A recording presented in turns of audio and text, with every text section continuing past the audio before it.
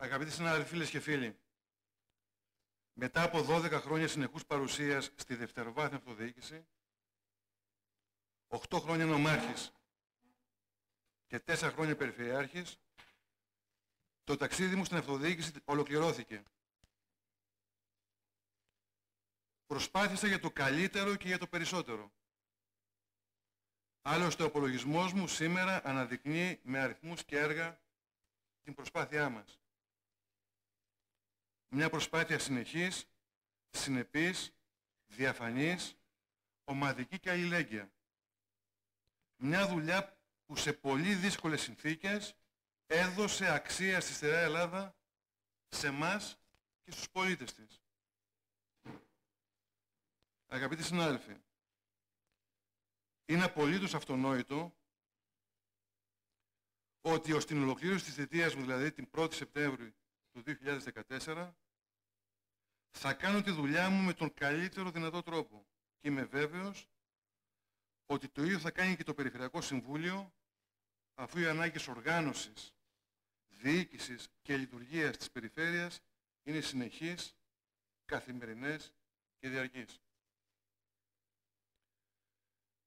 Την τετραετία αυτή, ως ο πρώτος ερετός περιφερειάρχης της Ελλάδας, συναντήθηκα, συνεργάστηκα, δούλεψα, αγωνίστηκα, διεκδίκησα με τους θεσμικούς, παραγωγικούς και κοινωνικούς φορείς του τόπου. Ειλικρινά τους ευχαριστώ όλους. Ευχαριστώ όλους και έναν χωριστά για τη συμμετοχή, την παρουσία, τη συμβολή τους στην κοινή μας προσπάθεια. Θέλω όμως από καρδιά να ευχαριστήσω τους επικεφαλείς των παρατάξεων, τον κύριο Χιμάρα, τον κύριο Χρονά, τον κύριο Παπανδρέου, τον κύριο Στουπί, τον κύριο Καρακικέ και την προκάτοχό του την κυρία Σπανούδη. Το σύνολο των δημάρχων και των δημοτικών συμβουλίων, καθώς και τους θεσμικούς εκπροσώπους της περιφέρειας, στη Βουλή και στην κυβέρνηση. Τους αγαπητούς συνεργάτες της Εκτελεστικής Επιτροπής και τους αντιπεριφερειάρχες που άφησαν αυτή την τετραετία το δικό τους στίγμα στην περιφέρεια και τη δική τους δουλειά. Τους ευχαριστώ θερμά. Τους δύο προέδρους, τον καλό μου φίλο τον Δημήτρη Τιπραλέξη, τον Ανέστη τον Πίσκινα, και τα μέλη του Περιφερειακού Συμβουλίου και βεβαίως τα μέλη των Επιτροπών. Τους προέδρους των νομικών προσώπων της περιφέρειας και τα μέλη των διοικητικών συμβουλίων. Τα μέσα μαζικής ενημέρωσης. Την αγαπημένη μου γυναίκα και το γιο μου Γιάννη. Αλλά πέρα και πάνω από όλους, θέλω να ευχαριστήσω την κοινωνία της Στερεάς Ελλάδας που στήριξε αυτή την προσπάθεια.